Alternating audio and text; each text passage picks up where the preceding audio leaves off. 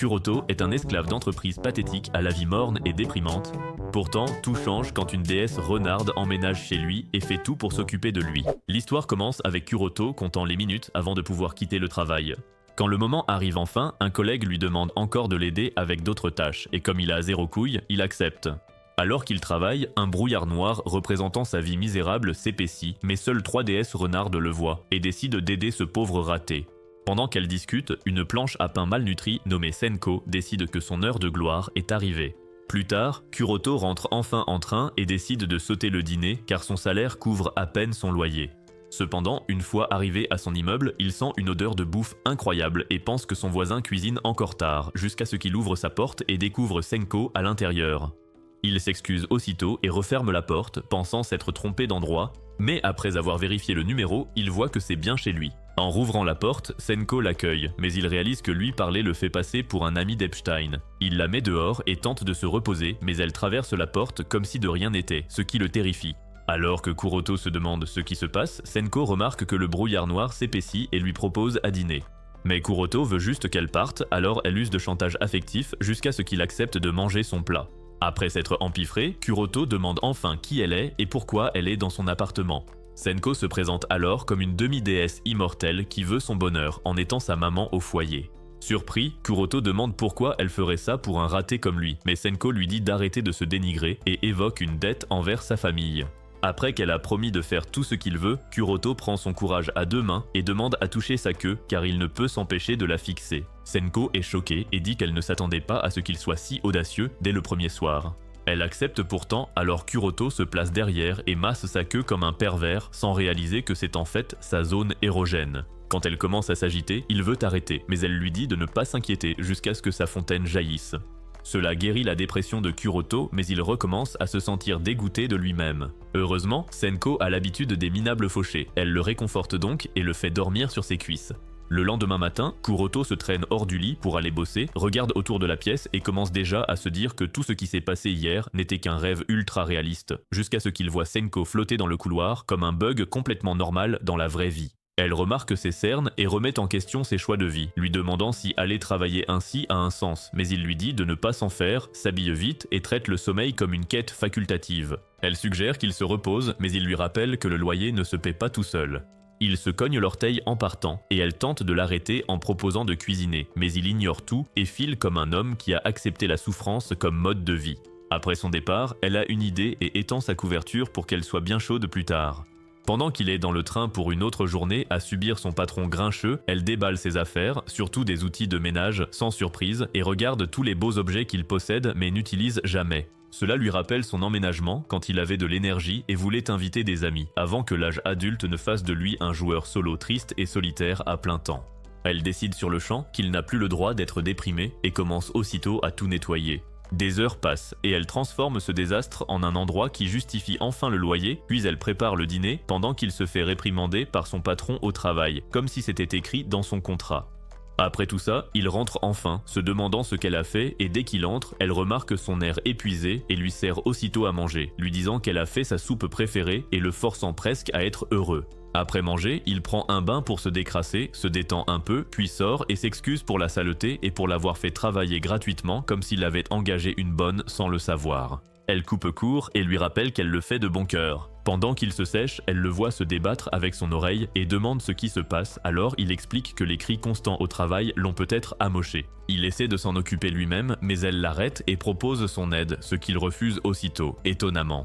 Elle essaie de se vanter en disant qu'autrefois, les gens se battaient pour un tel traitement, mais il n'y croit pas et dit juste qu'il va bien. Pendant qu'il s'explique, il remarque ses oreilles bouger et se déconcentre, car les priorités changent vite. Elle comprend vite que c'est sa seule chance, alors elle lui propose un marché. Elle l'aide d'abord, puis il pourra toucher à ses oreilles. Le gars accepte immédiatement sans la moindre hésitation et s'allonge avec la tête sur ses genoux comme s'il venait de débloquer une fonctionnalité secrète. Au début, il essaie de faire genre qu'il peut tenir le coup, mais après quelques minutes, il abandonne complètement et s'endort, entrant dans un rêve où il s'occupe d'une version plus jeune d'elle, comme si son cerveau avait lancé une histoire secondaire totalement random. Il se réveille et demande s'ils se sont déjà vus et elle répond qu'elle a croisé trop d'humains pour s'en souvenir, alors peut-être bien que oui ou non. Il lui rappelle leur marché et elle s'exécute à contre-cœur en lui disant de faire attention. Il dit qu'il ira doucement, mais ça dure 2 secondes avant qu'il ne s'emballe et s'y donne à fond comme s'il avait découvert une douceur illégale. Au final, elle aime un peu trop et la situation part complètement en vrille. Après ça, il se met à s'excuser comme s'il venait enfin de réaliser qu'il avait abusé, promettant de ne plus recommencer et elle accepte avant de lui dire d'aller se coucher immédiatement. Ça le surprend, parce qu'il avoue qu'en temps normal, il dort à peine 4 heures par nuit et elle manque presque de péter un câble en lui expliquant que dormir n'est pas optionnel s'il veut rester en vie. Elle lui montre la couverture préparée plus tôt et il s'y jette aussitôt car la chaleur gagne à tous les coups. Elle décide aussi de dormir et commence à se changer sans gêne, alors il détourne vite le regard, essayant d'être sage pour une fois. Une fois qu'elle a fini, il prend un instant pour admirer son allure, puis éteint la lumière. Quelques minutes plus tard, il commence à gamberger, s'inquiétant de faire dormir une déesse par terre, alors il la réveille pour lui proposer le lit. Elle s'installe et lui dit qu'il aurait pu simplement dire qu'il voulait être proche au lieu de faire l'innocent. Alors qu'elle se rendort, il continue de la regarder, puis doit détourner les yeux pour rester calme, mais elle le remarque et le serre contre elle, s'assurant qu'il reste là toute la nuit, qu'il soit prêt ou non. Le lendemain matin, elle refuse qu'il saute le petit déjeuner, alors il cède, mange, la remercie et repart comme un homme qui remonte doucement la pente.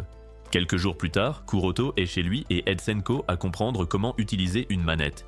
Il explique les bases comme un prof remplaçant, puis commence aussitôt à l'écraser dans le jeu car elle lui doit de l'argent. Pendant ce temps, sa voisine Kuenji se met à frapper à la porte, mais il est trop absorbé, concentré à enchaîner les victoires faciles contre quelqu'un qui vient d'apprendre à quoi sert un bouton. Senko est en difficulté et il continue de la poursuivre dans le jeu et dans la vraie vie aussi parce qu'il se met soudainement à vouloir lui attraper les oreilles comme si c'était le véritable objectif maintenant. Kuenji frappe de plus en plus fort, perdant visiblement patience, mais Kuroto est toujours dans son propre monde, poursuivant Senko dans tout l'appartement. Il finit par la coincer, l'air bien trop fier de lui pour avoir attrapé quelqu'un qui n'essaie même pas vraiment de s'échapper, et à ce moment précis, Kuenji craque et ouvre brusquement la porte. Elle entre en demandant s'il a besoin d'un appareil auditif parce qu'à ce stade, les coups étaient assez forts pour réveiller les ancêtres. Mais elle le voit alors en pleine poursuite et elle en tire instantanément la pire conclusion possible. Elle referme la porte comme si elle venait d'être témoin d'un crime en cours et commence à appeler la police pour signaler ce qui ressemble à une affaire Epstein à petit budget. Kuroto panique et court dehors pour expliquer que tout ce qu'elle vient de voir est normal et Senko le soutient aussi, disant qu'elle va bien et ajoutant qu'elle a choisi ce chaos. Kuenji suspend l'appel, toujours l'air confuse, essayant de comprendre comment cette situation peut avoir le moindre sens et décide d'attendre pour l'instant. Elle commence alors à se demander pourquoi son voisin vit avec quelqu'un qui ressemble à un mannequin miniature, parce que rien de tout cela ne colle dans sa tête. Kuroto remarque les questions avant même qu'elles ne soient posées, alors il commence à réfléchir à des moyens de les esquiver. Mais Senko invite simplement Kuenji à déjeuner, ce qui stresse encore plus Kuroto car il s'attend maintenant à ce que tout tourne mal. Étonnamment, Kuenji accepte l'offre facilement parce que la nourriture gratuite l'emporte toujours sur la logique. Quelques minutes plus tard, Kuenji mange et a déjà l'air bien trop heureuse. Elle avoue qu'elle survit grâce aux boissons énergisantes et à l'ambiance depuis 2 jours, ce qui explique beaucoup son énergie et aussi ses prises de décision. Kuroto demande si l'argent est le problème, pensant qu'elle est peut-être fauchée, mais elle lui dit qu'elle travaille en ligne tout en étant étudiante, donc elle n'a tout simplement pas le temps de cuisiner. Senko la félicite d'être indépendante, et Kuenji pose alors la question principale sur le genre de relation qu'ils entretiennent.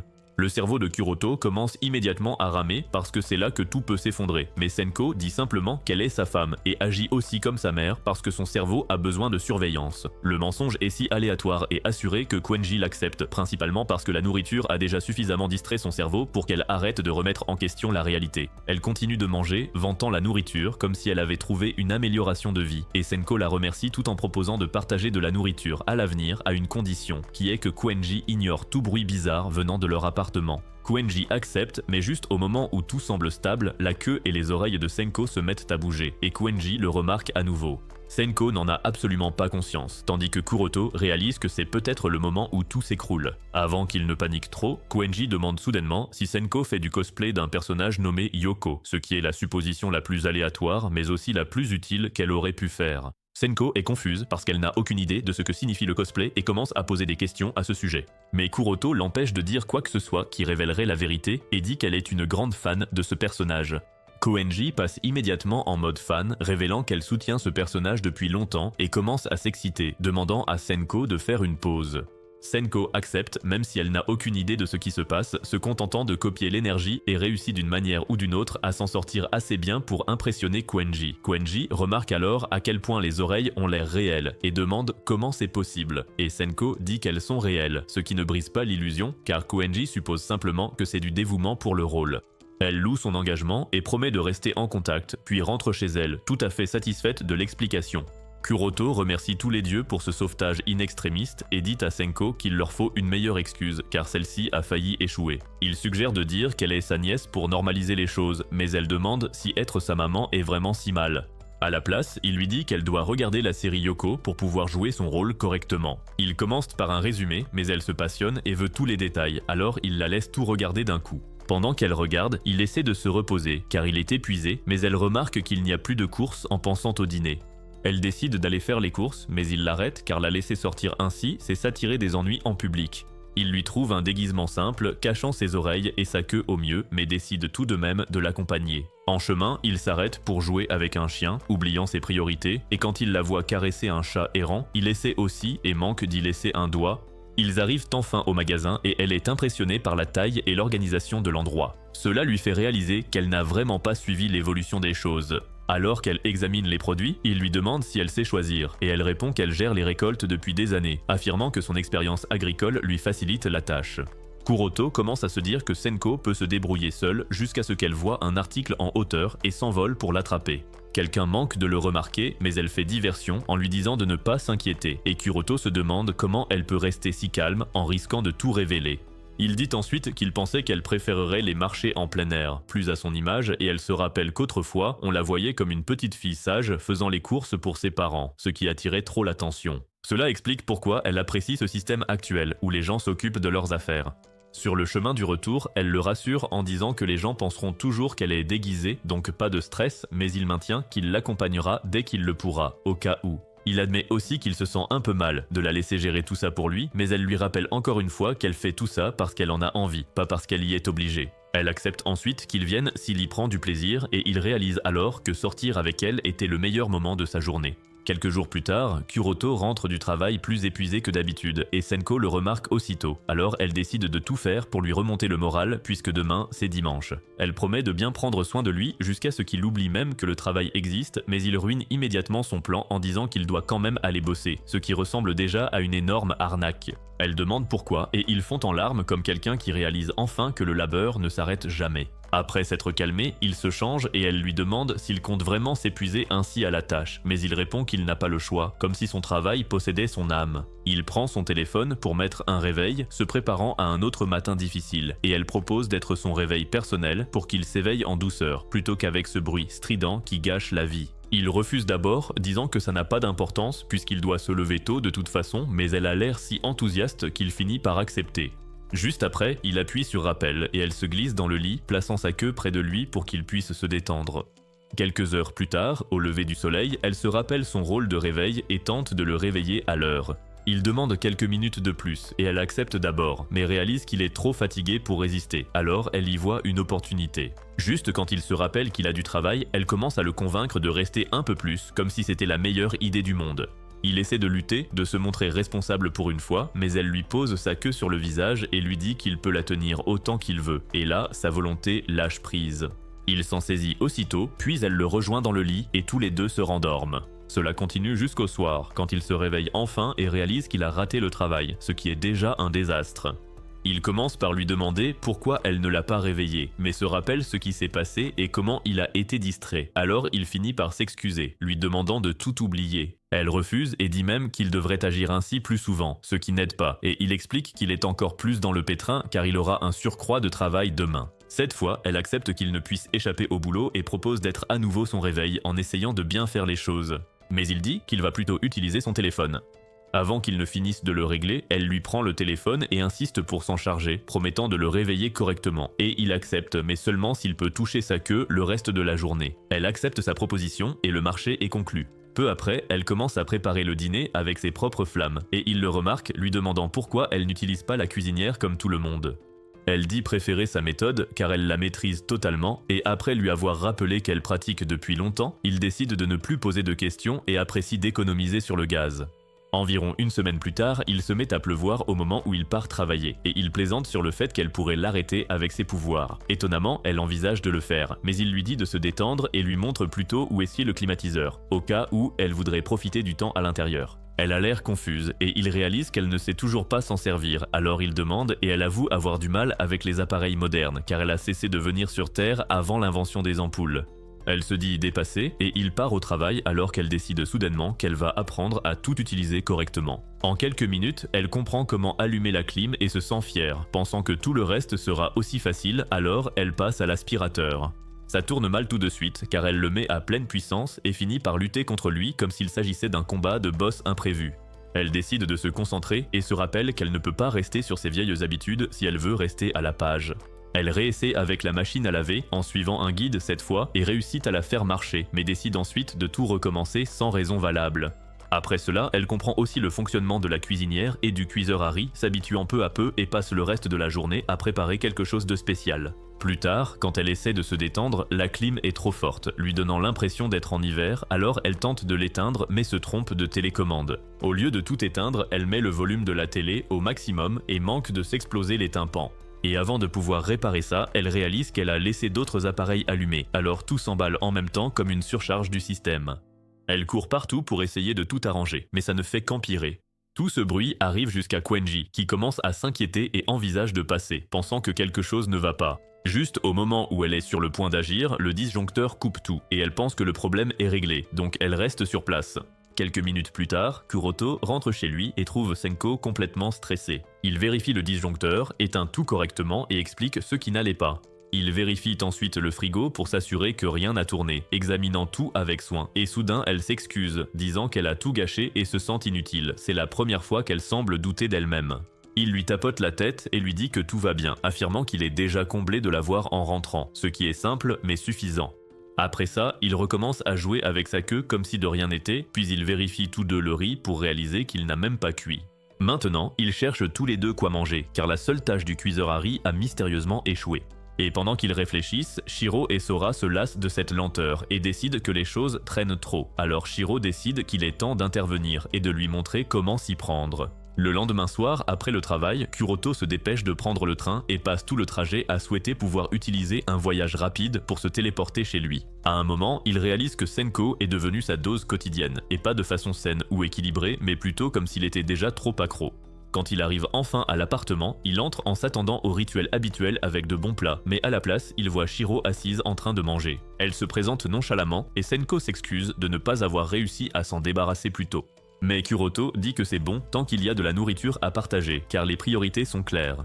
Shiro continue de manger comme un ogre, et Senko sert son assiette à Kuroto, mais maintenant deux queues s'agitent devant lui, ce qui le distrait totalement au point que la nourriture passe au second plan. Il ne peut cacher son regard insistant, et Shiro le surprend, le traitant de pervers et lui demandant pourquoi il essaie de lire dans son âme. Il panique, s'excuse et dit qu'il était juste ailleurs, et elle répond simplement que c'est normal. Il accepte ça et continue de manger comme si de rien n'était. Une fois fini, Shiro complimente la cuisine de Senko et Kuroto est également d'accord. Ça rend Shiro un peu jalouse, mais elle se retient et commence à se vanter, racontant à quel point elle est populaire au paradis grâce à sa propre cuisine, pour rester dans la course. Senko la remet vite à sa place, disant qu'elle n'est pas la seule à savoir cuisiner le tofu.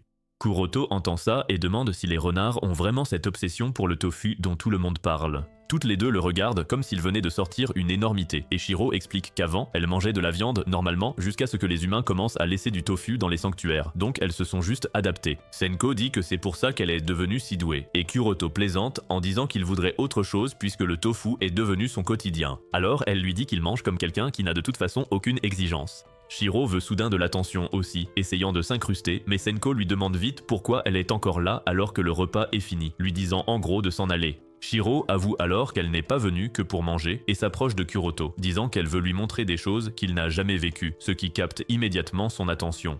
Il s'attend à quelque chose de fou, mais elle l'autorise simplement à lui caresser la tête.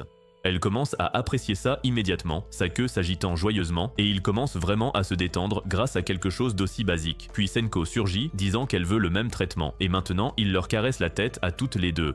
Shiro dit à Senko de sortir plus souvent de sa zone de confort si elle veut de meilleurs résultats, tandis que Kuroto s'égare dans un fantasme qui va bien plus loin que la réalité. Avant que ça n'aille trop loin, Shiro le ramène à la réalité en disant nonchalamment qu'elle l'aime bien, puis se rapproche comme si elle allait dire quelque chose d'important. Senko lui dit tout de suite d'arrêter, mais Shiro l'ignore et dit qu'elle est la seule à pouvoir vraiment s'occuper de lui correctement. Kuroto tente de défendre Senko en disant tout ce qu'elle a déjà fait pour lui, mais Shiro décide de le démasquer à la place. Elle utilise un sort pour faire ressortir son désir le plus profond, s'attendant à un truc simple, mais ça rate quand il se focalise sur sa queue. Il se lève et fonce droit dessus, sans la moindre hésitation. Shiro panique et saute sur le lit en appelant à l'aide, mais Senko la regarde juste gérer la situation qu'elle a créée. Kuroto continue d'avancer, totalement obsédée, et elle n'a d'autre choix que de s'échapper en se dématérialisant hors de la pièce. Elle atterrit par hasard chez Quenji, qui l'attrape aussitôt, pensant avoir enfin l'animal de ses rêves, remerciant la chance pour ce moment. Shiro la regarde, incrédule, lui demandant si elle ne voit vraiment pas la différence entre ce qu'elle est et un simple animal. Après ça, elle s'excuse et s'en va, tandis que Quenji essaie de se convaincre que tout va bien. Chez Kuroto, il est toujours obsédé par les queues, alors Senko décide d'intervenir et le laisse jouer avec la sienne à la place. Pendant ce temps, Shiro observe de loin et décide qu'elle ne veut plus jamais revivre ça. Peu après, Senko l'empêche de s'endormir et lui dit d'aller prendre un bain. Il y va et elle remarque que son odeur attire l'énergie sombre. Ça lui donne une idée, elle va se changer, puis propose de lui laver le dos.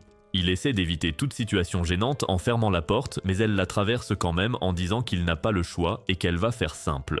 Il craint toujours que ça dérape et demande une sorte de barrière, mais elle lui assure qu'il n'y a vraiment aucune raison de s'inquiéter. Kuroto tente de faire diversion en disant qu'il va aussi lui laver le dos et elle accepte volontiers. En faisant ça, il réalise que c'est l'occasion de voir sa queue de près, ce qui l'obsède toujours, et il reste sur cette idée. Après quelques minutes, elle finit de l'aider et demande son tour, et quand il commence, il remarque à quel point elle est petite, ce qui remet complètement ses attentes à zéro. Après s'être rincés, ils restent tous les deux un moment dans le bain, juste à se détendre et à jouer avec l'eau au lieu de rendre ça bizarre. Pendant ce temps, Senko lui dit qu'elle s'inquiète de son surmenage récent et lui conseille de ne pas trop accumuler de fatigue. Il accepte et dit qu'il va essayer de mieux prendre soin de lui, mais elle lui rappelle que c'est son rôle à elle de s'occuper de lui, donc tout ce qu'il a à faire, c'est rentrer tôt à la maison. Plus tard, dans la chambre, Kuroto se sèche les cheveux et se demande si la queue de Senko est mouillée, mais elle entre déjà impeccable. Il lui demande comment elle a fait si vite et elle répond que les queues sont sacrées pour les divinités renards. Juste après ça, il attrape encore sa queue et demande une longue séance de câlins, tout en admettant qu'elle en a peut-être marre de son obsession à ce stade. Elle lui dit qu'en réalité, elle aime bien ça et qu'elle n'a aucune intention de lui retirer la seule chose qui le garde visiblement mentalement stable. Le lendemain matin, Shiro débarque devant la porte de Quenji et manque presque d'arracher la porte en essayant de l'ouvrir pour proposer ses services. Mais dès qu'elle réalise qu'elle s'est trompée d'appartement, elle referme discrètement et s'en va immédiatement. Shiro va ensuite chez Kuroto et Senko lui demande pourquoi elle insiste tant, la prévenant qu'il pourrait encore lui attraper la queue. Shiro dit qu'elle ne forcera rien et Senko explique que Kuroto est enfin en congé et qu'il a besoin de se reposer. Mais Shiro ne veut rien entendre et dit qu'elle veut plutôt faire quelque chose d'amusant. Kuroto suggère de jouer à des jeux, mais Shiro est tout de suite perdue car elle ignore totalement ce qu'est un jeu. Alors Senko lui dit de ne pas s'embêter à essayer de comprendre, mais Shiro le prend personnellement et dit qu'elle peut gérer ça facilement car elle est une déesse. Quelques minutes plus tard, elle comprend tout bien plus vite que prévu, ce qui surprend Senko qui commence à se demander comment elle a appris si rapidement. Shiro dit que Senko aurait besoin d'une mise à jour du cerveau, puis remarque Kuroto qui sourit sans raison. Elle demande ce qu'il y a de si drôle et il commence juste à sortir d'autres jeux. Pendant que Shiro cherche le jeu suivant, Senko demande à Kuroto quand il est devenu aussi accro aux jeux vidéo. Shiro trouve un autre jeu et veut l'essayer, et Senko la prévient que celui-ci est vraiment dur, mais Shiro l'ignore et dit que ce sera facile, puis s'assoit nonchalamment sur Kuroto sans aucune gêne. Kuroto, en puceau ignorant, ignore la situation évidente et commence juste à lui caresser la tête, et elle commence à jouer mais se fait démolir presque instantanément. Il lui donne quelques conseils, rien de sérieux, et elle les utilise pour s'améliorer lentement jusqu'à ce qu'elle gagne enfin une manche.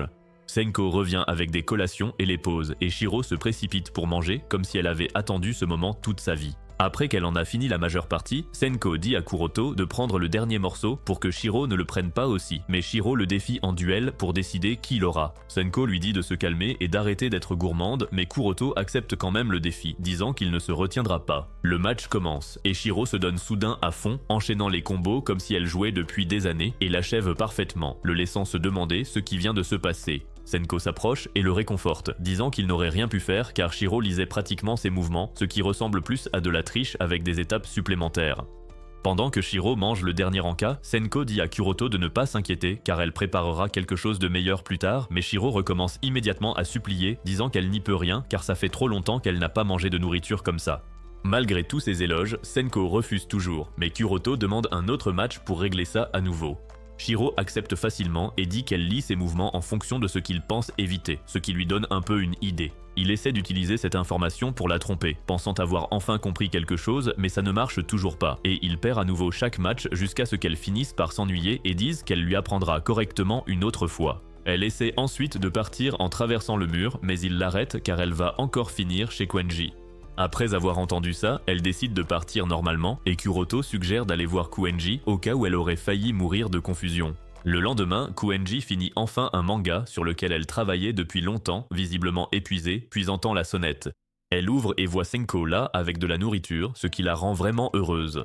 Après l'avoir remercié, Senko s'excuse pour tout le bruit venant de chez eux et promet d'empêcher Shiro d'apparaître à nouveau n'importe quand. Kuenji réalise qu'elle n'avait pas imaginé les choses auparavant, mais elle l'accepte et invite Senko à entrer. Senko accepte, mais dès qu'elle entre, elle voit que l'appartement est un désordre complet, comme si rien n'avait été nettoyé depuis des lustres. Elle veut se plaindre, mais entend alors l'estomac de Kuenji gargouiller, alors elle décide de s'en occuper elle-même et commence à nettoyer pendant que Kuenji mange. En mangeant, Kuenji commence à se dire à quel point Senko est différente d'une personne normale et se demande s'il n'y a pas quelque chose de plus. Au même moment, Senko accélère le nettoyage avec ses propres méthodes et finit tout avant même que Kuenji ne s'en aperçoive, transformant la maison de cette crasseuse en un endroit normal à nouveau. Quand Kuenji regarde enfin autour d'elle, elle est choquée que ce soit le même appartement et remercie Senko comme il se doit. Senko dit qu'elle aime ce travail et Kuenji cherche comment la remercier puis a une idée, fouillant son armoire et la mettant en désordre pour trouver une tenue précise. Quand elle la sort, Senko se méfie et demande pourquoi elle a ça de près, pile à sa taille. Mais Kuenji évite la question et dit que ça va rendre Kuroto heureux. Dès qu'elle l'enfile, Kuenji perd complètement sa concentration et se met à prendre des photos comme s'il venait de trouver un trésor. Après en avoir pris assez, elle offre la tenue à Senko pour la remercier, ce qui la surprend. Senko demande si elle est sûre de vouloir la donner et Kuenji dit qu'elle ne peut plus la porter, alors elle ne servait à rien. Plus tard, Kuroto rentre du travail et voit Senko ainsi vêtue, ce qui le déstabilise au point qu'il ressort pour reprendre ses esprits. Avant qu'il ne récupère, elle traverse la porte et demande s'il déteste la tenue, pensant que sa réaction est négative. Mais il explique que c'est l'inverse, car la voir ainsi lui a presque fait perdre le contrôle. Elle lui raconte sa journée avec Kuenji et lui reste bloquée sur le fait que la tenue lui allait parfaitement comme par hasard, mais comme elle continue de parler d'à quel point c'est confortable, il préfère même pas poser de questions. Il dit ensuite préférer ses habits normaux, ce qui l'étonne car sa première réaction ne collait pas du tout. Mais il explique que la voir ainsi l'apaise, comme si c'était devenu son quotidien. Ça la surprend beaucoup et elle ressent quelque chose de nouveau, tandis qu'il ajoute qu'il adore rentrer et jouer avec sa queue chaque jour. Ils se taquinent au lieu de devenir sérieux, et Shiro observe tout ça, cessant enfin d'être jalouse de leur relation plutôt raffinée. Quelques soirs plus tard, après le dîner, Kuroto décide de se rendre utile et commence à débarrasser la table. Mais au moment où il essaie de se lever, son dos abandonne complètement comme un élastique bas de gamme, donc il retombe aussitôt et reste assis là à souffrir en silence pendant un moment.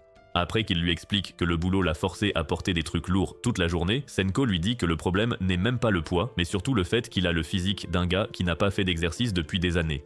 Au lieu de le laisser souffrir, elle propose de le soulager avec un massage. Elle l'installe et commence, et presque instantanément, il a l'impression que son corps quitte la réalité pour un monde meilleur. Après un moment, il demande d'appuyer plus fort, mais elle dit qu'elle ne peut pas vraiment faire ça d'où elle est. Il veut l'expérience complète et accepte qu'elle lui monte sur le dos, même s'il trouve ça gênant d'accepter une telle situation. Elle s'exécute et continue, et après quelques minutes, la douleur et la raideur disparaissent comme par enchantement. Quand elle finit, elle descend et il la remercie, puis décide de lui rendre l'appareil. Alors qu'elle s'installe, elle avoue être aussi un peu courbaturée et apprécie l'offre, mais il dit aussitôt qu'il n'y connaît rien. Elle lui dit alors de commencer n'importe comment et d'apprendre sur le tas. Il commence par son dos et réalise vite qu'elle est bien plus petite qu'il ne le pensait. Il ajuste ses mains pour ne pas la blesser et après un moment, il appuie au bon endroit et obtient une réaction qui lui confirme qu'il s'y prend bien. Il continue, plus confiant, puis tente de descendre un peu plus bas. Mais dès qu'il touche la mauvaise zone, elle crie et lui demande de faire attention à cet endroit. Il recule et continue normalement, puis finit après un certain temps. Elle le remercie et lui se met immédiatement à se moquer d'elle parce qu'elle a réagi encore plus que lui tout à l'heure, ce qui la gêne tellement qu'elle décide de se venger en le chatouillant comme si elle essayait de l'achever. Il galère à survivre pendant qu'elle continue sans pitié et quelque part pas loin, Shiro observe toute la scène en se demandant ce qui arrivera quand il découvrira enfin toute la vérité sur tout ça. Plus tard, cette nuit-là, Kuroto fait un rêve qui ressemble plus à un souvenir, où Senko lui apporte à manger à une époque qui semble tout à fait différente. Au matin, il se réveille en pensant à quel point c'était réel, et Senko remarque qu'il s'est réveillé sans réveil pour une fois et présente cela comme un exploit. Après le petit déjeuner, il se prépare pour le travail et elle promet de lui préparer son plat préféré plus tard. En sortant, il croise Kuenji qui sort les poubelles, et Senko l'aide comme d'habitude. Après le départ de Kuroto, Kuenji dit qu'il a toujours l'air plus heureux maintenant et demande si le travail le stresse toujours. Senko convient qu'il s'est beaucoup amélioré et ajoute qu'elle peut toujours le réconforter si nécessaire. Au travail, Kuroto finit enfin un projet après avoir fourni beaucoup d'efforts. Mais pile à temps, Mitaka arrive et lui dit de tout recommencer à cause de prétendus problèmes. Il est évident qu'il ne veut pas s'en occuper lui-même, mais Kuroto accepte quand même et recommence, restant tard dans la nuit pour finir à nouveau. Lorsqu'il a terminé et qu'il part, il se rend compte que le dernier train est déjà passé. Il décide donc qu'il ferait aussi bien de rester au bureau. En rentrant, Shiro apparaît et il s'inquiète aussitôt de la voir dehors dans cet état en pleine nuit. Il la couvre de sa veste mais elle lui dit de se détendre car elle a déjà veillé à ce que personne ne la voie. Elle lui dit ensuite d'arrêter de se laisser faire pour que des gens comme Mitaka cessent de lui refiler tout leur travail. Elle propose de l'aider à rentrer car Senko n'appréciera sûrement pas qu'il passe la nuit dehors, mais il demande comment sans train. Elle lui rappelle qu'elle n'est pas normale et demande un simple paiement s'il veut de l'aide. Il va dans une supérette lui acheter un corn dog et plus tard dans un parc, elle croque dedans comme si c'était la meilleure chose au monde. Il lui donne aussi une glace mais elle la croque à pleines dents et le regrette aussitôt à cause d'une migraine glaciale. Après avoir discuté un peu, elle décide enfin de le ramener chez lui et ouvre un portail. En le traversant, elle explique que c'est un raccourci et avoue qu'elle n'aime pas trop user de ses pouvoirs car cela l'épuise. Puis elle demande pourquoi Senko s'efforce tant de prendre soin de lui et il répond simplement qu'elle prétend toujours aimer ça. Elle évoque ensuite son ancêtre et il fait le lien avec son rêve, pensant qu'elle le traite peut-être comme un remplaçant car ils se ressemblent. Shiro dit qu'elle est peut-être simplement en train de l'utiliser pour revivre quelque chose de son passé et il prend un moment pour y réfléchir avant de répondre que ça lui va si ça peut la rendre heureuse. En entendant cela, Shiro avoue qu'elle a dit tout ça pour voir sa réaction, pour voir s'il deviendrait possessif ou bizarre. Comme ce n'est pas le cas, elle dit qu'elle arrêtera de s'en servir comme d'une chaise lors de ses visites. Peu après, elle le dépose près de chez lui et lui dit qu'ils sont déjà dans son quartier au cas où il se perdrait. Il rentre chez lui et dès qu'il entre, Senko lui fait un câlin. Il se jette sur sa queue comme d'habitude et elle demande où est sa veste après avoir remarqué son absence et une autre odeur. Il lui raconte ce qui s'est passé et dit que Shiro l'a toujours, et elle fait semblant d'être vexée juste pour le troller avant d'annoncer qu'elle a déjà mangé toute la nourriture qu'elle avait préparée parce qu'elle pensait qu'il ne reviendrait pas. Il est immédiatement déçu en disant qu'il attendait vraiment ça avec impatience, mais elle lui dit de se détendre parce qu'il n'y a aucune chance qu'elle ait vraiment tout fini. Quelques semaines plus tard, ce sont les premières vacances d'été de Kuroto, ce qui le réjouit car il se repose rarement. Senko s'enthousiasme aussi et veut planifier de vraies vacances, mais Kuroto lui dit de se calmer car ça ne dure qu'un jour. Cela gâche l'ambiance, mais Shiro arrive alors, prétendant avoir le plan parfait pour profiter de la journée. Quelques minutes plus tard, ils sont tous à la plage avec Kuenji qui réalise alors qu'elle ignore comment ils sont arrivés là. Shiro commence aussitôt à la distraire, tandis que Kuroto se rappelle qu'ils l'ont pratiquement kidnappée peu avant. Après que lui et Senko ont convenu d'être plus prudents, Kuenji cesse de poser des questions pour photographier Shiro. Plus tard, Kuenji et Shiro sont dans l'eau à s'éclabousser, tandis que Kuroto et Senko les regardent depuis leur tapis de plage. Après que Senko a dit combien elle aimait les voir jouer, Kuroto demande comment elles sont devenues si proches. Senko explique alors que Shiro s'est lié d'amitié avec Kuenji grâce aux jeux vidéo ces dernières semaines. Après avoir pris de la pastèque, Senko s'excuse de les avoir laissés se faire embarquer là-dedans par Shiro, mais Kuroto admet qu'elle a en réalité rendu sa pose beaucoup meilleure. Il admet aussi que c'était amusant de la regarder, alors Senko lui demande s'il veut aussi nager. Cependant, Kuroto dit qu'il préfère rester sur la terre ferme. Après avoir mieux regardé Senko, il tente de la complimenter mais se prend un ballon de volley perdu en pleine face. L'instant d'après, Shiro les défie pour un match. Kuroto accepte, pensant que ce sera facile, mais Shiro et Senko se mettent à jouer comme si leur vie en dépendait. Surpris, il demande comment elles peuvent jouer comme de vrais athlètes, alors elle lui rappelle qu'elles sont là depuis longtemps. Sur ce, Kuenji sert à nouveau, alors Kuroto devient sérieux et leur permet de marquer le premier point. À ce moment, Shiro et Kuenji décident de se concentrer et alors qu'elles se donnent à fond, Kuroto admire leur travail d'équipe. Cependant, elles se retrouvent toujours à égalité avec Senko et Kuroto pour le dernier point. Alors que Kuenji fait le service, Kuroto prépare la balle pour un smash parfait de Senko, mais au tout dernier moment, ses os de vieille dame craquent, leur faisant perdre le match. Quelques minutes plus tard, sur le tapis, Kuroto dit à Senko de ne pas s'en vouloir et elle accepte avant de dire qu'elle avait probablement besoin d'un bon échauffement. Bien plus tard, Kuenji fait une sculpture de sable pour Senko et après que Shiro s'en soit attribué tout le mérite, elle décide de faire une sieste mais Senko suggère d'aller manger à la place. Quand Shiro suggère de faire un barbecue, Kuroto dit que ce ne sera pas possible puisqu'ils n'ont évidemment pas apporté de grill. L'instant d'après, Kuenji sort un grill entier de son sac avant d'expliquer comment elle l'a obtenu il y a quelque temps parce qu'elle a toujours voulu passer du temps dans la nature. Shiro était à la maison à ce moment-là et elle a promis de l'emmener bientôt à la plage. Elles sont allées faire du shopping et ont acheté le grill. Cela fait réaliser à Kuroto que Shiro a planifié tout cela depuis longtemps. Cependant, il dit toujours qu'ils ne peuvent pas le faire parce qu'il n'y a rien à griller. Shiro suggère alors d'attraper leurs propres poissons, mais Kuroto leur rappelle que personne n'a apporté de matériel de pêche. Malgré cela, Shiro et Kuenji s'en vont, prévoyant d'attraper des poissons avec leurs mains. En les regardant, Kuroto se demande pourquoi elles ont encore autant d'énergie. Il aide ensuite Senko à installer le grill avant de lui rappeler qu'elle peut simplement utiliser ses flammes bleues pour l'allumer. Après qu'elle a accepté, il décide d'aller chercher d'autres provisions pendant qu'elle surveille leurs affaires. Plusieurs minutes plus tard, Kuroto repère soudainement un restaurant et devient curieux. Alors il entre, mais c'est vide. L'instant d'après, il voit une maman sexy qui est en fait la troisième déesse, Sora. Elle garde son identité secrète et lui demande s'il s'amuse bien avec les filles. Après s'être excusé pour tout le bruit, Kuroto dit qu'il n'avait aucune idée que d'autres personnes étaient sur la plage. Sora promet alors de laisser passer avant de montrer une table remplie de tout ce dont il pourrait avoir besoin. Avant qu'il ne puisse répondre, elle a disparu, alors Kuroto commence à chercher partout, espérant la voir. Quelques minutes plus tard, il ramène toute la nourriture au grill et raconte à Senko ce qui vient de se passer. Elle est également confuse et explique que l'île est en fait dans une sorte de limbe entre les mondes mortels et spirituels. Cela signifie que personne ne devrait être sur la plage, alors Senko demande s'il a vraiment rencontré une personne. Après s'être rappelé comment Sora souriait, Kuroto se demande si elle est un monstre spirituel qui a juste décidé de le laisser partir. Alors que Kuroto commence à s'inquiéter, Shiro revient avec une poignée d'algues. D'un autre côté, Kuenji est embarrassée parce qu'elle n'a rien pu attraper. Cependant, après avoir vu tout ce que Kuroto a trouvé, elles perdent leur honte et demandent comment il a obtenu tout cela.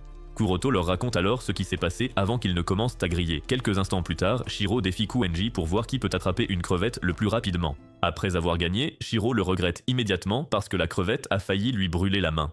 Peu après cela, il continue de profiter de la journée pendant que Kuroto regarde et souhaite pouvoir rester pour toujours.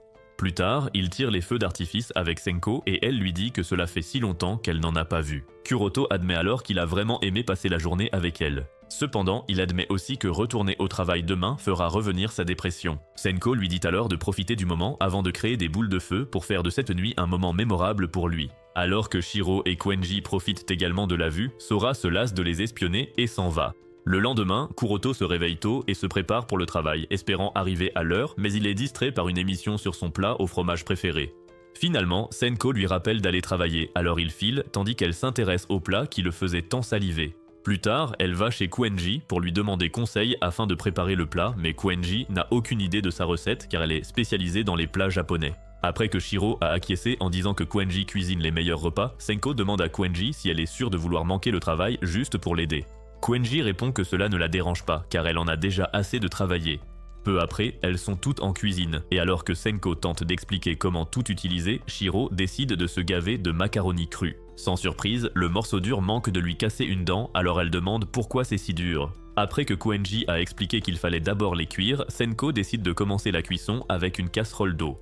Shiro veut aider, alors elle utilise sa flamme de renard pour cuisiner, mais Kuenji la surprend en train de contrôler la flamme. Senko le remarque et panique, pensant que Kuenji a tout compris, mais cette dernière se convainc que Shiro fait seulement semblant de maîtriser le feu. Un instant plus tard, l'eau commence à bouillir, alors Kuenji dit à Senko d'y jeter les macaronis. Pendant que ça bout, Shiro se concentre sur le contrôle de la chaleur, et Kuenji le remarque encore, mais son cerveau ne réalise pas l'évidence. Après avoir montré à Senko comment couper tous les ingrédients, elle les verse dans la casserole. Cependant, alors qu'elles essaient d'assaisonner, Shiro tente de verser du sucre mais Senko l'arrête. Ensuite, Kuenji explique à Senko comment verser le fromage, mais quand elle le met au micro-ondes, Senko demande pourquoi elle n'utilise pas de four. Kuenji explique alors que les deux se ressemblent, et après plusieurs minutes d'attente, c'est enfin prêt. Shiro prend immédiatement la première bouchée et adore le goût, alors elles mangent chacune leur tour avant que Kuenji ne félicite Senko pour cette réussite dès le premier essai. Après avoir promis que Kuroto adorera aussi, Senko la remercie pour son aide avant que Shiro ne tente de s'attribuer tout le mérite comme d'habitude. Après s'être bien rempli le ventre, Senko aide Kuenji à nettoyer et la remercie encore une fois pour toute son aide. Elle demande ensuite à Kuenji si elle aimerait cuisiner à nouveau ensemble. Et après que Kuenji a dit oui, Shiro propose son aide, mais elles en ont toutes deux assez d'elle, alors elles lui disent de continuer à jouer à ses jeux. Bien plus tard, Senko utilise tout ce qu'elle a appris de Kuenji pour préparer le plat pour Kuroto, et après la première bouchée, il l'adore lui aussi. Il lui demande ensuite si elle a toujours su cuisiner des plats comme celui-ci. Elle explique alors qu'elle a passé la majeure partie de la journée avec Kuenji, apprenant tout ce qu'elle pouvait sur sa préparation. À peu près au même moment, Kuenji vient de terminer un nouveau projet, mais Shiro arrive et lui dit de venir goûter quelque chose. Kuenji s'enthousiasme car Shiro est d'habitude trop paresseuse pour cuisiner, mais sans surprise, ce n'est qu'un bol de ramen. Cependant, après que Shiro a expliqué avoir passé tant de temps à trouver la bonne température pour le préparer, Kuenji décide de lui donner sa chance. Cela s'avère être une grave erreur, car Shiro a versé tout le sucre qu'elle a pu trouver à l'intérieur. Quelques jours plus tard, Kuroto rentre du travail comme d'habitude et se dirige droit vers le climatiseur car le soleil l'a presque grillé. Alors qu'il se plaint de la chaleur, Senko lui demande pourquoi il porte toujours un costume avant de dire que ses cheveux longs y sont peut-être aussi pour quelque chose. Après avoir admis qu'il a besoin d'une coupe, Kuroto dit qu'il n'y arrive pas car il n'a jamais assez de temps pour lui. Quand Senko propose de lui couper les cheveux, Kuroto lui rappelle qu'on n'est plus au Moyen-Âge et qu'elle ne lui fera pas une horrible coupe au bol d'un autre temps. Senko dit alors qu'il est entre de bonnes mains car elle a passé ses derniers jours à apprendre tout ce qu'elle pouvait sur les coiffures à la mode. Après avoir réfléchi un instant, Kuroto accepte qu'elle lui coupe les cheveux, mais il le regrette dès qu'il la voit en couper une énorme mèche. Il panique et demande s'il doit l'aider, mais elle lui dit de ne pas s'inquiéter. Il accepte à nouveau, alors elle continue de s'entraîner sur ses cheveux avec des styles affreux avant de finir par prendre le coup de main. Pendant qu'elle s'occupe de sa coupe, Kuroto se remémore le passé et se rappelle quand sa mère prenait soin de ses cheveux. Quelques minutes plus tard, Senko le ramène à la réalité pour qu'il puisse admirer le résultat. Après s'être regardé dans le miroir, Kuroto la remercie de ne pas avoir empiré son look déjà horrible. Il décide ensuite d'aller se laver, mais Senko veut aussi s'en charger. Arrivés au bain, Kuroto tente de s'esquiver, mais Senko insiste et lui plaque sa queue sur le visage pour le faire taire. Dès qu'elle commence à le laver, Kuroto s'évade dans l'un de ses fantasmes habituels. Après le lavage, Kuroto la remercie encore et lui demande de devenir sa coiffeuse personnelle. Senko accepte et avoue être surprise du résultat, car elle n'avait jamais coupé de cheveux auparavant. Cela surprend Kuroto, et après que Senko a expliqué n'avoir regardé que des vidéos, il se demande comment elle a réparé ses erreurs. Senko dit alors qu'elle peut juste recoller les cheveux, ce qui l'effraie, alors il décide de voir un vrai coiffeur la prochaine fois. L'expression de Senko change aussitôt, alors Kuroto dit qu'il plaisantait et accepte qu'elle le coiffe quand elle veut. Après l'avoir remercié de la laisser essayer de nouvelles choses, Senko promet de faire de son mieux. Plusieurs semaines après, Senko se réveille surexcitée car elle n'a pas vu de neige depuis très longtemps. Alors qu'elle a hâte de partager ça avec Kuroto, elle est surprise de voir qu'il se prépare pour aller travailler.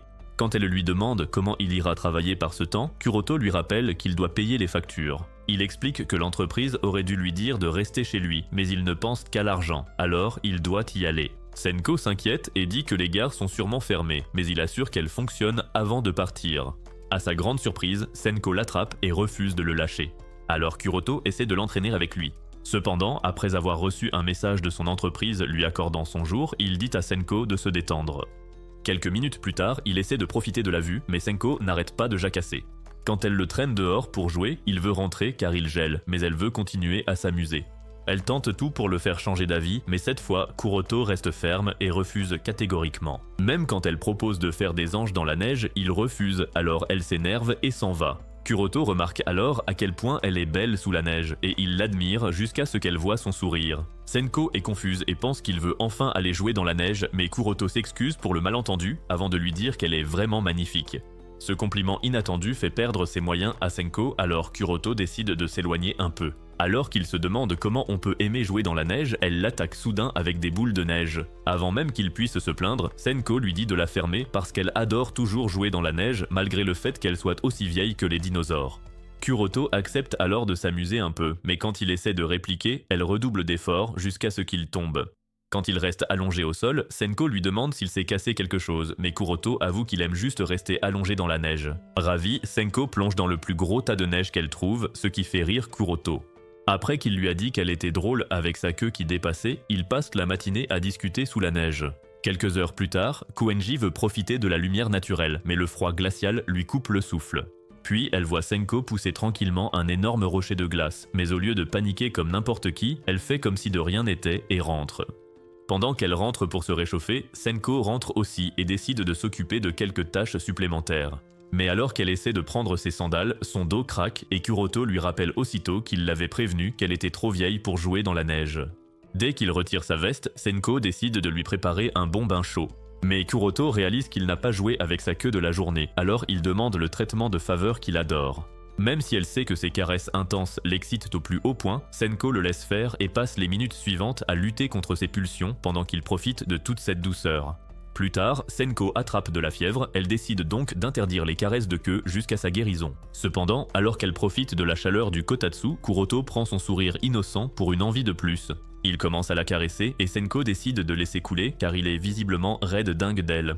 Finalement, elle se lève pour préparer le dîner et lui dit d'oublier toute nouvelle caresse pour un bon moment. L'instant d'après, quelqu'un dit à Senko de ne pas priver ce solitaire de la seule bonne chose qu'il possède. Kuroto essaie de voir de qui il s'agit et se retrouve le nez plongé dans la poitrine généreuse de Sora. Senko lui demande alors pourquoi elle a débarqué ainsi, et Sora répond qu'elle voulait juste voir ce qu'elle devenait. À ce moment-là, Kuroto l'observe bien et réalise que c'est la même fille qu'au restaurant de la plage. Il la remercie donc d'avoir sauvé leur barbecue.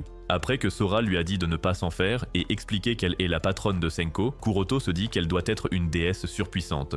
Cependant, ses attentes retombent en voyant qu'elle est aussi petite que Senko et Shiro. Heureusement, ses formes généreuses compensent sa petite taille, alors Kuroto se focalise dessus jusqu'à ce que Sora remarque son regard insistant et lui demande s'il veut les caresser plutôt que la queue de Senko. En entendant cela, Senko tente d'empêcher sa patronne excentrique de voler le cœur de Kuroto. Mais Sora lui demande alors si elle est prête à être celle qui caressera la queue spéciale de Kuroto. La déesse vierge devient aussitôt nerveuse et recule, alors Sora se rapproche encore et dit à Kuroto d'arrêter de se retenir car il est évident qu'il a envie d'elle.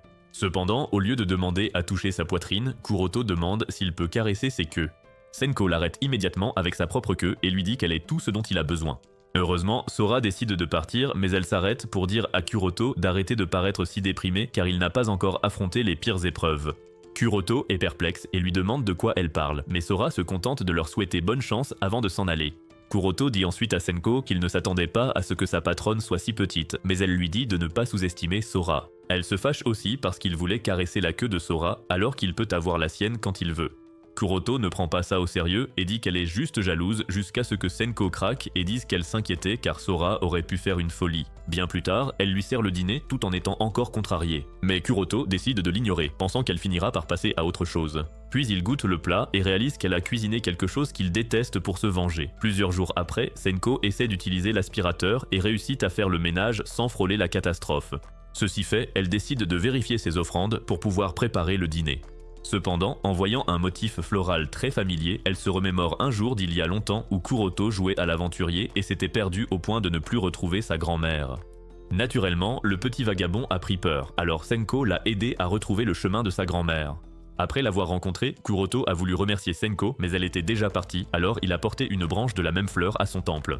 En se rappelant à quel point elle se sentait bien ce jour-là, Senko a soudain le sombre pressentiment que Kuroto passe une mauvaise journée au bureau. Pour y remédier, elle décide de passer le reste de la journée à préparer la soirée de chouchoutage ultime pour ce pauvre esclave d'entreprise. Des heures plus tard, Kuroto rentre et est surpris de voir Senko l'attendre à l'entrée pour lui souhaiter la bienvenue. Elle le salue et lui propose de dîner, mais il est plus intrigué par son tablier car elle ne change pas d'habit d'habitude. Quand il demande pourquoi, elle lui dit que c'est juste pour la soirée avant d'emmener Kuroto dans la pièce, devenu un restaurant de saké. Dès que Kuroto s'assoit, Senko lui sert tout l'alcool qu'elle a sous la main, et il boit tout avec joie, ignorant totalement son foie à l'agonie. Il remercie ensuite Senko et dit que ça faisait longtemps qu'il n'avait pas bu un aussi bon coup. À ce moment-là, Senko se rappelle que c'est la saison des cerisiers en fleurs, alors elle demande à Kuroto s'il veut aller les voir avec elle. Après qu'il a accepté, elle se rend en cuisine pour lui apporter de la vraie nourriture. Kuroto repense alors à une période sombre de son passé avant de dire à Senko qu'il a toujours adoré aller voir les cerisiers en fleurs. Elle lui sert ensuite son repas et après que Kuroto ait pris tout son temps pour le manger, Senko lui resserre un autre verre de vin comme si tous les précédents n'avaient absolument compté pour rien. Malheureusement, les organes de Kuroto en ont assez pour une nuit et alors qu'il commence à somnoler, Senko décide de lui apporter de l'eau. L'instant d'après, Kuroto sort sa carte et demande s'il peut lui être utile d'une quelconque manière. Cela inquiète un peu Senko, alors elle lui dit de se détendre et d'arrêter de faire n'importe quoi après quelques verres. Quand elle lui demande si ça va, Kuroto lui raconte ce qui s'est passé plus tôt au bureau. Un client lambda s'est mis à faire des demandes folles pour l'un de leurs produits et il devait effectuer les changements en 1 heure. Naturellement, il n'a pas pu respecter un délai aussi fou, alors le client a renvoyé le produit, ce qui s'est évidemment mal terminé. Comme si ça ne suffisait pas, Kuroto est allé s'expliquer auprès de son patron, mais le vieux Cupide en forme d'œuf ne s'inquiétait que des pertes de l'entreprise. En guise de punition pour ne pas avoir répondu à la demande, il a fait faire des heures supplémentaires à Kuroto, sans aucune rémunération. À ce moment-là, Kuroto s'excuse de se plaindre et dit qu'il y a certainement des gens dans des situations bien pires que la sienne. Cela rend Senko heureuse, alors elle le félicite de toujours penser aux autres même quand il est en difficulté. Puis elle lui dit qu'il n'y a rien de mal à être contrarié par sa situation dès qu'il se sent dépassé. Quand elle lui dit de se sentir assez à l'aise pour s'exprimer, Kuroto finit par craquer et elle le réconforte alors qu'il libère toute la douleur qu'il retenait. Une fois que Kuroto s'est endormi, Senko le borde sans se rendre compte que Shiro et Sora ont tout observé depuis le début. Shiro admet ensuite que la cuisine de Senko lui manque, alors Sora lui rappelle qu'elle peut y aller et manger quand elle veut. Cependant, Shiro explique que la nourriture de Senko a toujours meilleur goût quand elle la prépare dans leur cuisine. Sora dit alors qu'elle n'a pas à s'inquiéter car Senko ne peut pas rester éternellement avec ce bébé de Kuroto. Le lendemain, au bureau, un certain Mitaka se présente au service de Kuroto et lui demande s'il a entendu parler de congés payés. Mais Kuroto n'a aucune idée de ce dont il parle. Mitaka dit alors qu'il y a beaucoup plus de travail que d'habitude, mais le patron appelle Kuroto dans son bureau pour faire son malin comme d'habitude. Bien plus tard, il rentre chez lui et dit à Senko que malgré une autre journée horrible au travail, il a enfin 2 jours entiers pour souffler. Senko s'en réjouit et commence à réfléchir à des façons de passer ses vacances cette fois-ci. Kuroto s'attend alors à ce qu'elle propose quelque chose de vraiment intéressant, mais elle veut juste aller au supermarché du coin. Elle explique qu'il sera plus facile de trouver du meilleur tofu, mais voyant sa mine, elle propose d'aller voir les cerisiers en fleurs à la place. Le lendemain, Kuroto reçoit un appel de sa mère, qui lui annonce que son père a été admis à l'hôpital. Après l'appel, il se rappelle que Sora a dit que quelque chose de mal pourrait arriver, mais il se convainc que ce n'est rien de grave. Cependant, Senko lui dit d'aller voir ses parents plutôt que de rester avec elle, car ils pourront se voir un autre jour. Cela touche Kuroto, qui la remercie de son attention avant de préparer ses affaires. Avant de partir, il donne son téléphone à Senko au cas où elle aurait besoin de le contacter. Après lui avoir expliqué le fonctionnement de son téléphone de bureau, il se dépêche de prendre le train pour sa ville natale. Plus tard, il arrive dans sa ville natale et prend un bus pour l'hôpital où son père a été admis. Sur place, il retrouve sa mère, qui le ramène à la maison familiale avant de s'excuser de l'avoir autant inquiété. Il s'avère que son père avait trop bu et s'est cassé quelque chose en trébuchant l'autre soir, alors elle l'a emmené à l'hôpital.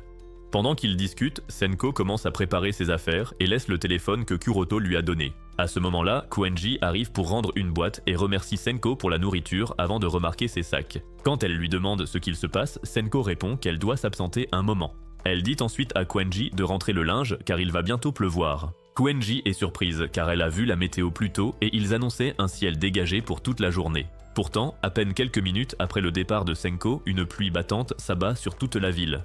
Au même moment, Kuroto vient juste d'arriver sur la tombe de sa grand-mère, et pendant qu'il lui rend hommage, il aperçoit un prunier et se rappelle du jour où Senko l'avait aidé à retrouver sa grand-mère. Il se rappelle aussi du rêve qu'il a eu à propos d'un souvenir, et réalise que Senko l'a toujours protégé depuis le début. Il prend alors le téléphone et appelle pour la remercier, mais personne ne répond, ce qui inquiète Kuroto. Plus tard, il reçoit un appel de Mitaka qui lui demande quand il revient au bureau car leur patron perd la tête et cela affecte tout le monde. Après avoir promis de revenir ramener le calme le lendemain, Kuroto raccroche et tente de rappeler Senko mais toujours sans réponse.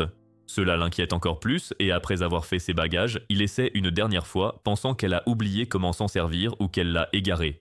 En pensant à Senko, Kuroto prononce son nom à voix haute, ce qui pousse sa mère à lui demander s'il a enfin trouvé une pauvre fille avec qui sortir. Pour éviter une autre question embarrassante, Kuroto sort faire une promenade. Le lendemain, il appelle Senko une dernière fois et n'obtient toujours pas de réponse, alors il décide de rentrer. Il dit ensuite à sa mère de surveiller la consommation d'alcool de son mari et après lui avoir donné du tofu, elle lui souhaite un bon retour.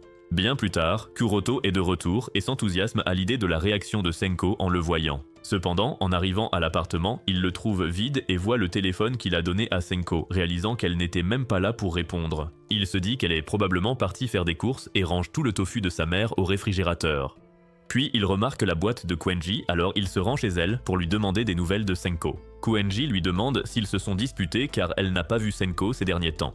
Après un moment de réflexion, Kuroto affirme qu'il n'a absolument rien fait pour la mettre en colère. Koenji est d'accord et dit qu'il est pratiquement impossible de fâcher Senko. Mais elle se souvient alors des affaires que Senko a emballées l'autre jour et elle lui en parle. Elle ajoute que Senko avait l'air triste, ce qui fait craindre le pire à Kuroto. Koenji lui dit aussi que Shiro n'est pas passé depuis des jours, ce qui est inhabituel, surtout avec la sortie du dernier épisode de sa série préférée. En entendant cela, Kuroto panique car Senko adore aussi cette émission. Pendant ce temps, Senko prépare le tofu et le saké du sanctuaire pour que Shiro et Sora ne manquent de rien en son absence. Elle tente de parler à Sora, mais la déesse des melons sait déjà que c'est à cause d'une certaine nuit avec Kuroto. Après avoir rappelé le souvenir de cette nuit où Kuroto dégageait de l'énergie noire, elle demande à Senko pourquoi elle s'obstine alors qu'elle ne peut plus l'aider. Soudain, Shiro arrive et lui dit qu'elles doivent rentrer pour regarder le dernier épisode de la série. À ce moment-là, Kuroto vient de le lancer pour le regarder seul. Cette fois, l'héroïne se sacrifie pour sauver la planète d'un grand mal. Son pire ennemi devient tout émotif parce qu'il a toujours adoré leur relation ultra violente. Cette scène émeut Kuroto car il craint de ne plus la revoir et ils n'ont même pas pu revoir les cerisiers ensemble. Quelques minutes plus tard, Kuroto essaie d'accepter le fait d'être à nouveau seul, mais ses émotions prennent le dessus, alors il court jusqu'au sanctuaire de Senko et la supplie de revenir en ignorant complètement la pluie. Pendant ce temps, Shiro rappelle à Senko le jour où elle est tombée d'une falaise et a rencontré l'ancêtre de Kuroto. Elle dit à Senko d'arrêter de s'en vouloir et de croire qu'elle doit rembourser sa gentillesse. Après avoir appris qu'aucun soin ne sauvera Kuroto, Senko repense au jour où son ancêtre a rendu son dernier soupir devant elle. Elle décide alors de continuer à s'occuper de Kuroto, même si elle doit rester avec lui jusqu'à la fin. Sora n'approuve pas du tout ça, mais Senko insiste sur le fait qu'elle a déjà pris sa décision. À ce moment-là, la pluie a enfin commencé à se calmer, et Kuroto envisage d'abandonner. Mais en repartant, il aperçoit un cerisier en fleurs. En repensant au jour où ils avaient promis de le voir ensemble, il aperçoit Senko marcher vers lui et tombe directement à genoux. Senko accourt pour le sécher et lui demande pourquoi il est seul dehors dans le froid. Kuroto dit qu'il la croyait partie, alors elle explique qu'elle devait voir Sora et Shiro. Il demande comment elle l'a trouvé, mais elle allait voir les cerisiers car ils devaient les voir ensemble. Pour lui remonter le moral, elle décide d'aller le voir avec lui. Quelques heures plus tard, Kuroto commence à s'inquiéter et demande si c'est vraiment une bonne idée qu'ils soient seuls ensemble la nuit. Mais Senko lui répond que ce ne sera pas un problème d'empêcher les autres de les voir. Ensuite, elle lui sert une bonne tasse de saké avant de lui dire de manger jusqu'à ce qu'il n'ait plus la moindre place dans l'estomac. Quelques minutes plus tard, Kuroto réalise que l'alcool commence à lui monter à la tête, ce qui le surprend un peu puisqu'elle donnait toujours l'impression de très bien tenir l'alcool. Senko explique ensuite qu'elle peut contrôler la vitesse à laquelle son corps assimile l'alcool, donc le fait d'être un peu pompette est totalement volontaire. Pour l'empêcher de poser des questions débiles, elle pose sa tête sur ses cuisses. Pendant qu'il regarde les fleurs de cerisier, Kuroto remarque l'épingle à cheveux de Senko, ce qui lui rappelle le passé, alors il se relève pour la remercier de toujours avoir veillé sur lui. Après l'avoir arrêtée, Senko lui dit qu'elle n'acceptera ça qu'à une seule condition, qu'il la laisse le chouchouter pour toujours. Elle le fait ensuite se rallonger sur ses cuisses, mais le saké finit enfin par lui monter à la tête et Kuroto la rejoint rapidement au pays des rêves. Bien plus tard, Shiro débarque avec Koenji pour partager le reste de la nourriture avant que Koenji révèle qu'elle a gardé le dernier épisode pour qu'ils puissent tous le regarder ensemble. Le lendemain, Kuroto reprend tranquillement sa vie d'esclave de bureau. Mais dans un retournement de situation complètement inattendu, son patron lui sourit pour la première fois juste parce que Kuroto a décidé de lui faire goûter la cuisine de Senko. Pendant qu'il travaille, Senko fait le ménage, attendant son retour avec impatience. Quelques heures plus tard, il finit par rentrer et ne perd pas de temps avant de recommencer à jouer avec la queue de Senko. Quel terrible destin attend donc Kuroto? Et Senko pourra-t-elle réussir à le sauver? Commentez Maman Renarde pour le savoir. Et n'oubliez pas de liker et de vous abonner si vous voulez voir plus de vidéos comme celle-ci.